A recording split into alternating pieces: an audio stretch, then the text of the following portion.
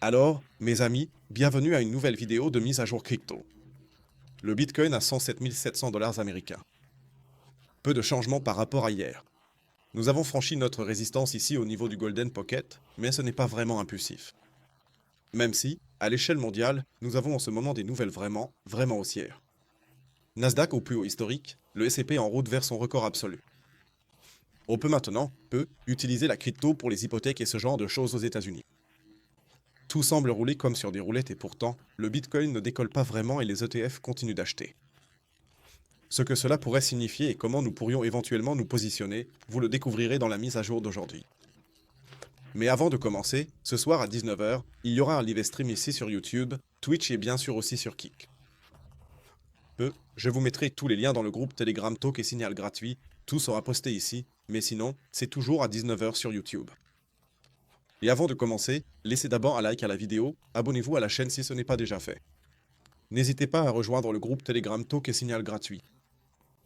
Et si vous cherchez encore une plateforme où vous pouvez trader tout ce dont on parle ici, alors inscrivez-vous simplement sur ma plateforme partenaire Dinks. Le lien est gratuit dans la description de la vidéo ci-dessous et en ce moment, il y a pas mal de bonus à récupérer. Alors, Bitcoin à 107 700 dollars américains. Comme je l'ai dit, c'est très calme. Il ne se passe pratiquement rien, ni sur le time frame d'une heure, ni sur celui de 4 heures. La seule chose qui se passe, c'est qu'on a en ce moment des divergences partout, encore une fois entre guillemets. Mais on a aussi un nouveau RSI très suracheté maintenant. C'est pourquoi il est beaucoup plus important de regarder le time frame journalier. À quoi ça ressemble là-bas? Hier, ou plutôt au cours de la journée d'hier, on n'a pas vraiment réussi à faire un plus haut ici, encore une fois. On a à nouveau été chercher la liquidité ici. On n'a pas eu de clôture au-dessus. HM, d'accord, ce n'est pas vraiment très haussier. Il nous faut clairement plus d'impulsivité ici pour devenir nettement plus haussier. Cela ne veut pas dire pour autant que nous n'avons pas la chance d'attaquer au moins cette zone ici en haut, autour des 109 000 dollars américains, et peut-être même d'atteindre un nouveau plus haut historique. C'est pourquoi, dans les prochains jours, et surtout avec la clôture hebdomadaire, il faudra surveiller si nous parvenons à franchir ce sommet historique à 110 000 dollars américains. Donc, une clôture cette semaine au-dessus des 110 000 dollars américains serait absolument haussière. Et c'est ainsi que nous devons nous approcher petit à petit, aussi bien en déliquant weekly, pour réussir à atteindre cet objectif.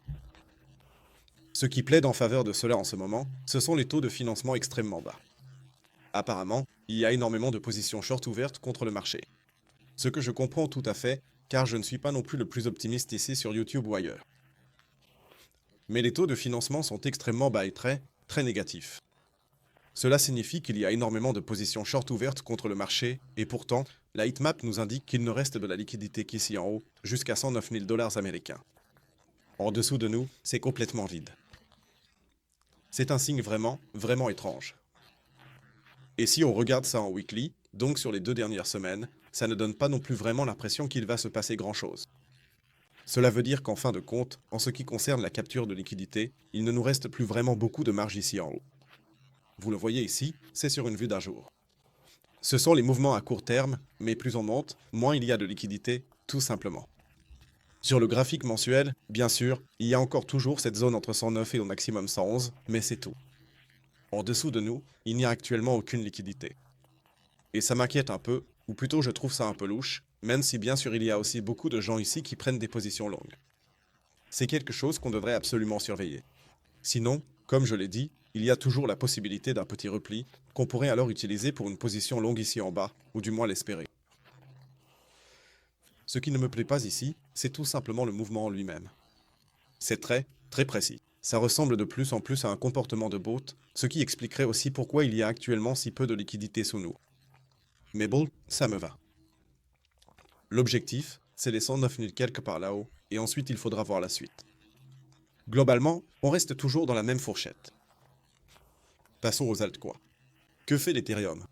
Ethereum a enfin fait un petit mouvement vers le haut avec la dernière bougie de 4 heures. Ça n'a pas l'air si mal, on pourrait au moins atteindre notre objectif entre 2550 et 2570 dollars US. C'est déjà la première étape. Je ne passe pas encore de l'autre côté. Mais on pourrait aussi dire que le mouvement ici est lentement, mais sûrement, en train de s'épuiser. On a encore un peu de marge jusqu'à 2550, comme je l'ai dit, un peu au-dessus encore. Mais là aussi, il manque un peu de volume, etc., vous le voyez vous-même. Le volume est en net baisse. Il ne se passe absolument rien sur le graphique. Il n'y a vraiment pas beaucoup de force dans ce mouvement non plus. Donc soyez simplement prudent si vous êtes dans n'importe quelle position. Prenez vos profits et, laissez la chose tourner pour l'instant. Mais sinon, comme je l'ai dit, je reste encore un peu sceptique quant à la hauteur à laquelle on pourrait encore monter en général. Solana, très calme. Ici aussi, nous n'avons pas réussi à franchir notre résistance en 4 heures hier. Cela signifie que les 148 $ restent une résistance. Ce qui était auparavant un support, c'est maintenant, pour l'instant, cette zone rouge ici, simplement une petite résistance. Donc là aussi, vous voyez, ce n'est pas vraiment exemplaire et il n'y a pas vraiment beaucoup de mouvement à ce niveau-là. L'or s'est repris. La moyenne mobile 200 a de nouveau tenu, je vais le dire comme ça, comme c'était le cas la plupart du temps récemment, à part ces petits faux départs. Pour l'instant, ça a l'air plutôt bien, au moins on remonte ici vers les 3380 $ US. Mais là aussi, aucune volatilité. Je trouve que c'est un peu trop calme, à l'échelle mondiale, et tout est trop haussier. Plus on a de réserves, plus on peut vendre à la hausse et peut-être qu'on aura alors une saison des altcoins. Mais pour l'instant, non. Je n'ai pas un bon pressentiment, je ne sais pas. L'euro face au dollar américain, l'euro continue de grimper face au dollar. C'est ce qu'on avait dit, que ça restait très haussier ici, 116 ou 116, on a même atteint 1,16 $ maintenant.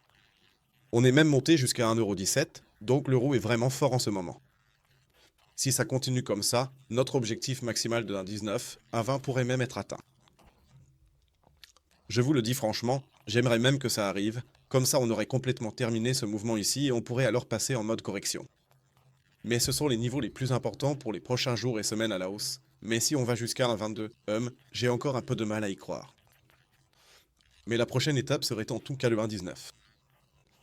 Et puis il faudra voir combien de temps ça va encore bien se passer comme ça. Ou bien si la Fed va peut-être intervenir et nous balancer des baisses de taux d'intérêt à la figure. Mais bon, c'est un autre sujet. On pourra en tout cas en discuter ce soir en live. Le DAX, a aussi bonne mine, ou plutôt il se maintient en fait assez, PFFF, sans vraiment savoir où aller dans cette zone. L'objectif est ici en haut, c'est notre niveau de short, pour l'instant il n'y a aucun mouvement. Étrangement, le DAX a presque toujours un peu de retard. Qui s'en souvient d'avant?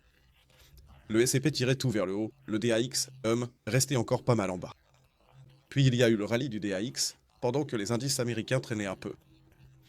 Maintenant, au final, correction du DAX, record historique sur le Nasdaq, on en a déjà parlé hier. Ce n'est pas vraiment impulsif, mais bon, on a quand même atteint un plus haut historique ici. Je ne sais pas. Vous connaissez ma théorie, j'attends toujours que le S&P 500 y arrive aussi, et il ne manque vraiment plus grand-chose, surtout après qu'on ait encore eu une petite poussée vers le haut hier. Alors, regardons ça rapidement. Il ne manque plus que 0,65% ici. Vous connaissez ma théorie. En fait, je veux que tout atteigne son plus haut historique et en ce moment, on ressent vraiment l'euphorie, les actualités s'emballent un peu. Nasdaq, plus haut historique, record. Si maintenant le S&P 500 suit aussi, ça jouerait vraiment très bien en notre faveur. C'est-à-dire, waouh, oui, tout le monde est super haussier. Et puis on balance une news quelconque et voilà, c'est plié. C'est un peu ma théorie du moment, mais comme je l'ai dit, on va voir comment ça se passe vraiment. Sinon, c'est tout pour aujourd'hui. Comme je l'ai dit, c'est vraiment très calme en ce moment sur les marchés, sauf s'il y a de nouvelles infos sur la guerre ou autre, ce qu'on n'espère évidemment pas. Et sinon, on se retrouve ce soir à 19 h en live stream sur YouTube. J'ai hâte, surtout avec vos suggestions d'altcoins, parce que là, je pense qu'il se passe un peu plus de choses si on regarde les altcoins en détail. Sinon, c'est tout pour moi. Je vous souhaite une belle journée. Prenez soin de vous. On se retrouve ce soir. D'ici là, ciao ciao et comme toujours, restez crypto.